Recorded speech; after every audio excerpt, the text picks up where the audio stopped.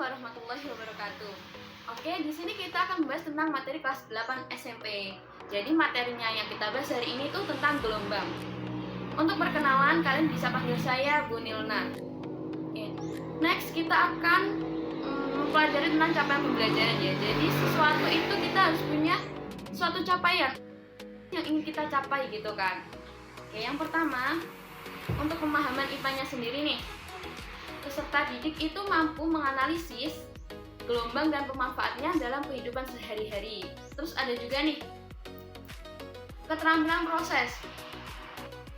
Nah, di sini keterampilan proses yang perlu kita capai setelah pembelajaran ini tuh peserta didik kalian itu mampu mengamati fenomena, mempertanyakan dan memprediksi, merencanakan serta melakukan penyelidikan, mengolah dan menganalisis data, mengevaluasi hasil, serta secara sistematis dan berbasis bukti. Nah, untuk capaian pembelajarannya nanti deh kita akan mulai merasakan nih gitu. Jadi bertahap aja waktu ikut pembelajaran ini. Next, tujuan pembelajaran. Tujuan pembelajaran yang pertama, peserta didik mampu menjelaskan konsep gelombang sebagai getaran yang merambat melalui pengamatan video fenomena gelombang dengan memuat minimal 3 unsur konsep, yakni getaran, rambatan, dan energi secara runtut dan benar. B. Peserta didik mampu mengidentifikasi minimal 3 contoh gelombang transversal dan 3 contoh gelombang longitudinal melalui demonstrasi selinki dengan tepat yang nanti akan dijelaskan pada video berikutnya. C. Peserta didik mampu menghitung cepat rambat gelombang menggunakan persamaan V sama dengan lambda kali F melalui latihan 5 soal dengan tingkat ketepatan minimal 80%. D. Peserta didik mampu menganalisis hubungan antara frekuensi, panjang gelombang, dan cepat rambat melalui pengamatan terhadap video dengan menyajikan data dalam satu tabel dan satu grafik serta menarik kesimpulan yang sesuai dengan hasil percobaan dengan ketepatan analisis minimal 80%. E. Peserta didik mampu mengevaluasi 2 contoh pemanfaatan gelombang dalam kehidupan sehari-hari melalui pengamatan terhadap video pembelajaran secara logis dan sistematis. Yang terakhir, peserta didik mampu menciptakan model atau poster ilmiah tentang penerapan gelombang melalui pengamatan terhadap video pembelajaran dengan memuat minimal 3 konsep gelombang dengan benar dan tepat.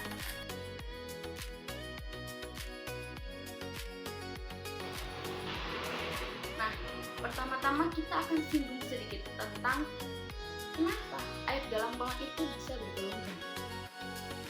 Kenapa sih kok bisa air dalam kolam itu bergelombang? First, saat kita itu melempar batu atau apapun itu ke kolam atau danau yang ada airnya ya, dia tuh bakal kayak di sekitar batu itu yang udah kita lempar kan bakal kayak ada yang melingkar gitu kan, melingkar. Jadi kayak bergerak, dia membentuk kayak lingkaran-lingkaran gitu kan. Nah, lingkaran tersebut semakin lama kan bakal makin menyebar keluar. Jadi kayak di sini batunya ya, lingkarannya itu bakal semakin keluar gitu kan. Nah, airnya tuh sebenarnya tuh nggak berpindah, cuman dia tuh cuma naik turun gitu loh. Jadi kayak bukan airnya yang pindah, tapi dataran atau permukaan airnya itu cuma naik turun gitu. Nah, fenomena inilah yang disebut dengan gelombang. Jadi, setitik air yang menetes ke permukaan air tenang dapat menimbulkan riak. Nah, yang lingkaran-lingkaran itu adalah gelombangnya. Gelombang, apa sih gelombang tuh? Kalau dari kesimpulan tadi kan kayak naik turun gitu kan, naik turun. Nah, ini akan kita bahas secara lebih spesifik. Gelombang, what is gelombang? Jadi gelombang itu adalah getaran yang merambat dan membawa energi, namun dia nggak memindahkan materinya secara permanen. Bisa dipahami? Nah, tadi kan gelombang itu memiliki hubungan yang erat kan dengan 3 konsep tadi, ya kan? Getaran, rambatan, sama energi. Nah, pertama nih, gelombang itu tuh berasal dari getaran suatu benda. Getaran adalah gerakan bolak-balik yang terjadi di sekitar titik seimbang. Jadi apa sih bunyinya bolak-balik? Gelombang itu berasal dari getaran suatu benda. Nah, penjelasannya getaran sendiri tuh dia tuh sebenarnya gerakan bolak-balik ya, yang terjadi di sekitar titik keseimbangan. Terus yang kedua nih, ada yang disebut dengan merambatan. Jadi gini, getaran tadi itu bakal merambat gitu dari satu titik ke tempat lain. Jadi proses inilah yang disebut dengan perambatan gelombang. Yang ketiga, ada yang namanya energi. Energi tersebut dapat berpindah melalui gelombang tanpa memindahkan materi secara permanen. Contohnya adalah kayak ombak di laut gitu. Nah, jadi kan ombaknya ini dapat menggerakkan benda yang ada di permukaan lautnya gitu kan. Oke, next kita bakal bahas tentang jenis-jenis gelombang. Jadi jenis-jenis gelombang itu dibedakan jadi dua ya.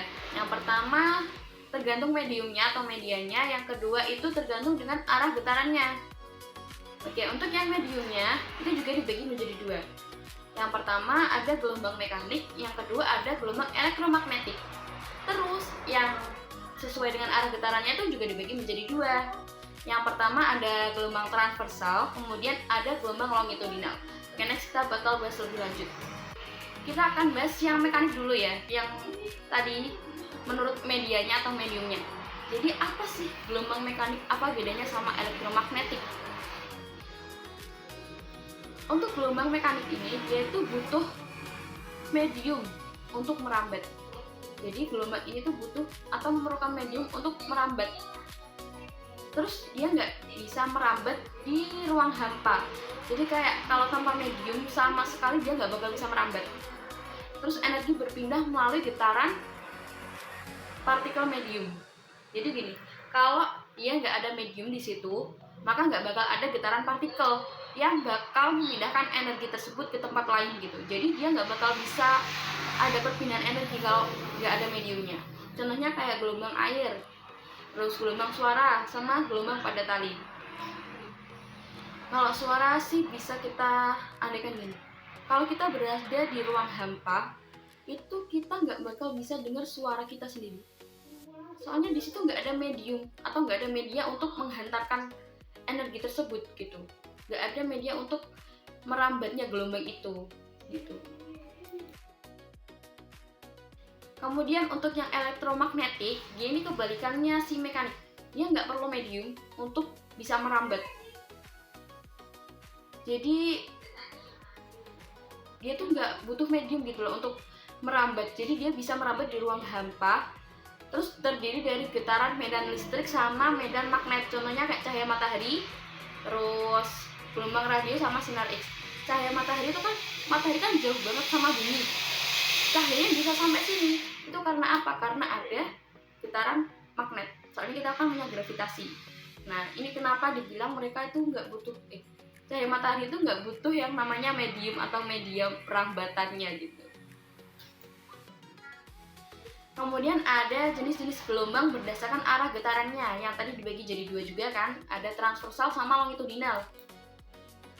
Simpelnya gini, gelombang transversal itu getaran partikelnya tuh tegak lurus. Tegak lurus terhadap arah rambatan. Terus kalau yang longitudinal, dia tuh gerakannya paralel terhadap arah rambatan. Next kita bahas lebih lanjut. Oke, next di sini ada gelombang transversal ya, kayak ada naik turun gitu kan. Tapi sebelumnya kita bakal bahas bagian-bagian dari gelombang. Nah, di sini ada getaran. Getaran itu yang ada anak panah naik turun itu, nah itu getaran. Terus ada arah rambatan, yang anak panahnya ke samping itu, nah itu arah rambatannya. Jadi arah rambatannya itu gini. Nah, terus ada lembah sama puncak. Di sini kelihatan banget ya kalau mereka itu bertolak belakang. Jadi lembah itu adalah titik terendah dari sebuah gelombang, sedangkan puncak itu titik tertinggi dari sebuah gelombang. Oke, lembah di bawah, puncak itu titik tertinggi. Jadi mereka kebalikan banget. Terus ada panjang gelombang. Apa sih panjang gelombang? Jadi gelombang itu, panjang gelombang itu ketika ada dua lembah atau dua puncak yang bertemu secara berurutan. Jadi kayak lembah ketemu lembah sama puncak ketemu puncak yang berurutan. Nggak ngecolong-ngecolong. Terus ada amplitudo. Apa sih amplitudo? Nah, tadi kan ada getaran yang naik turun. Itu full kan? Nah, amplitudo itu setengahnya. Jadi dari arah rambatan hingga ke titik puncak maupun dari arah rambatan ke titik lembah. Ya, jadi bisa dilihat ya kalau gelombang transversal tuh bentuknya kayak ini, tegak lurus. Nah terus di sini bisa kita lihat ya, di sini aku ada contoh animasi biar kita bisa membayangkan gitu, apa sih hubungan frekuensi sama jumlah gelombang. Jadi di sini jika frekuensinya meningkat, maka jumlah gelombang juga akan bertambah dalam setiap detiknya. Nah, ini rumusnya ya, V sama dengan F kali lambda. Tadi kan kebalik tuh yang di awal. Itu boleh banget dibolak-balik, gak apa-apa. Hasilnya tetap sama. Nah, jadi di sini bisa kita lihat kalau frekuensinya dikecilin, nanti juga gelombang yang lewat tiap detiknya juga bakal berkurang. Tapi kalau frekuensinya ditambah, jumlahnya juga akan bertambah. Bisa kita lihat ini.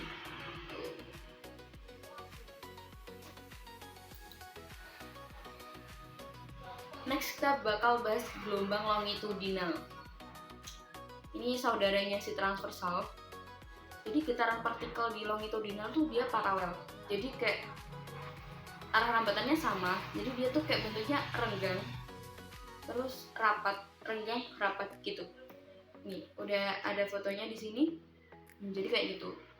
Oke, kita next bakal lihat praktek gelombang transversal sama longitudinal pakai slinky.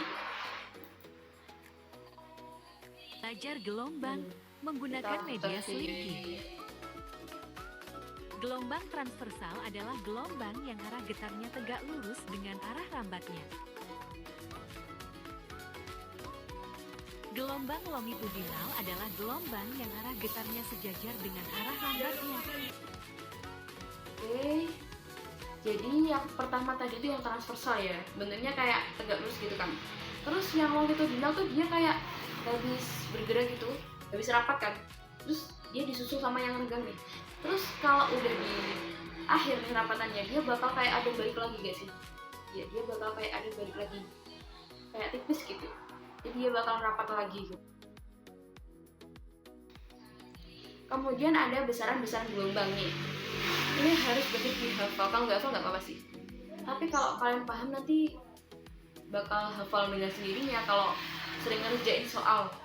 Nih, mulai dari cari panjang gelombang, cari frekuensi, cari periode, cepat rambat. Oke, di sini bisa kalian lihat, bisa kalian hafalin juga. Oke. Next kita bakal ke contoh soal. Tadi kan aku udah sempet singgung ya, kita bakal mengerjakan soal. Nah, di sini aku belum tampilin dulu jawabannya. Ini masih soalnya aja, di sini soalnya udah jelas banget. Kita pakai yang gelombang transversal soalnya menurut aku tuh sama-sama mudah sih, cuma nggak apa-apa pengen pakai ini aja. Oke, di sini udah ada ya frekuensinya itu. Kita harus cari ya yang nomor 4 dari frekuensi. Ini yang udah ada itu tinggi gelombangnya 12 cm, panjang total gelombangnya itu 160 cm. Nah, terus di situ ada di informasi soal di nomor 3 itu kita pakai yang waktunya 8 sekon aja. Aku harap kalian bisa ngerjain dulu soalnya, baru kalian next video aku, baru kalian lihat lagi video aku, bisa di pause dulu. Amplitude. Oke, soal nomor pertama, tentukan amplitudenya. Tadi kan aku udah bilangin, amplitude kan setengah dari tinggi dari gelombang, jadi tinggal dibagi aja, 12 dibagi 2 gitu. Mudah banget kan, hasilnya 6 cm. Masa ada yang salah? Ada yang salah? Enggak kan? Oke. Terus panjang gelombang. Oke, rumusnya lambda sama dengan S per N. Biar mudah gini aja, kita singkat menjadi lambdasan. Aku ada pernah literasi juga, itu bisa disingkat dengan kata lambdasan biar mudah diingat. Oke. Jadi S-nya itu untuk panjang total gelombangnya tadi ada 160 cm kan, terus jumlah gelombangnya ada 4. Nah, kan ada 4, gimana cara hitungnya? Gampang, ini kita tinggal hitung aja. 1, 2, 3, 4. Udah, gitu. Bisa kan cara hitungnya? Kayak gitu. Jadi simpel aja. Langsung aja 160 dibagi 4 gitu. Langsung jawabannya 40. Mudah banget kan, mudah banget sih. Ini mudah banget. Apakah ada yang salah? Semoga enggak ya, itu mudah banget. Terus ada periode, simbolnya tuh T besar. Nah, rumusnya itu T besar sama dengan T kecil per N. Kita singkat menjadi titin. Tapi jangan kebalik, yang besar itu di awal ya, huruf kapital di awal. Anggap aja kayak gitu. Khusus rumus ini. Oke. Keterangannya, T kecil itu waktu total, N-nya itu jumlah gelombang, kan tadi jumlah gelombangnya kita ketahui karena ada 4. Nah, untuk waktu total kan udah ada di informasi soal nih, kita anggap aja itu 8 second gitu kan. Jadi tinggal dibagi aja, 8 dibagi 4, 2, simple banget. Terus frekuensi, kita cari frekuensi ya yang nomor 4. Oke, frekuensi atau simbolnya itu F kecil. Rumusnya itu F kecil sama dengan 1 per T besar per periode tadi. Jadi 1 dibagi periode. Nah, periodenya kan 2 second. Jadi 1 dibagi 2. Hasilnya 0,5. Boleh juga kalian nulisnya itu setengah, itu juga boleh. Sama aja soalnya. Cuma di sini aku pakai 0,5 guys. Nah, kemudian yang terakhir nih, tentukan cepat rambat gelombang. Rumusnya ini udah kita sempat singgung di awal banget. Ya enggak boleh sih. Sempat kita singgung lah di awal. Rumusnya itu V sama dengan F kecil dikali lambda, atau juga boleh dibalik, lambda dikali F kecil. Nah, tadi kan kita udah tahu kan lambdanya berapa, F kecilnya berapa, tinggal dimasukin aja. F kecilnya tadi berapa? 0,5. Aku pakainya 0,5, terus lambdanya itu kan 40. Jadi tinggal dikali 0,5 kali 40, hasilnya 20. Atau kalau pakai setengah boleh, tinggal coret-coret aja juga. Yang setengah itu 2-nya dicoret sama 40, tinggal 20, jadi 20 sama aja. Oke, terus ada gelombang di sekitar kita. Apa aja sih gelombang di sekitar kita yang bahkan kadang kita tuh nggak sadar gitu. Yang pertama ada smartphone, sesuatu yang selalu kita pegang sehari-hari banget. Bahkan kita hampir nggak pernah lepas sama yang namanya smartphone itu. Terus ada wifi, kita juga memanfaatkan gelombang loh. Wifi itu sinyalnya wifi sampai ke ruang mana itu juga memanfaatkan gelombang. Terus internet, nah ini mereka pakai yang namanya gelombang elektromagnetik. Terus suara, musik dan percakapan, ya tadi kan udah sempet di sini ya yang gelombang suara tadi tuh. Nah terus ada ombak laut dan gelombang air. Nah tadi di contoh juga udah dibahas apa hubungan antara gelombang sama gerakan air atau gelombang di air gitu kan, yang melingkar tadi di awal. Terus ada USG sama gelombang ultrasonik. Ini mungkin kalian baru tahu kali yang USG, dan ini sangat-sangat berperan dalam kehidupan kita yang sekarang gitu, yang modern ini. Sangat-sangat berperan buat kita tahu tentang kesehatan jadi dan ibunya gitu. Ya, jadi ini tuh sebenarnya kalian tuh udah pernah merasakan ini sehari-hari, udah pernah lihat, udah pernah merasakan, udah pernah tahu, tapi kalian cuma asing gitu. Oh ternyata ini gelombang, oh ini ternyata manfaat dari gelombang ini kayak gini gitu. Jadi dari video ini kalian bisa tahu manfaatnya dalam sehari-hari juga.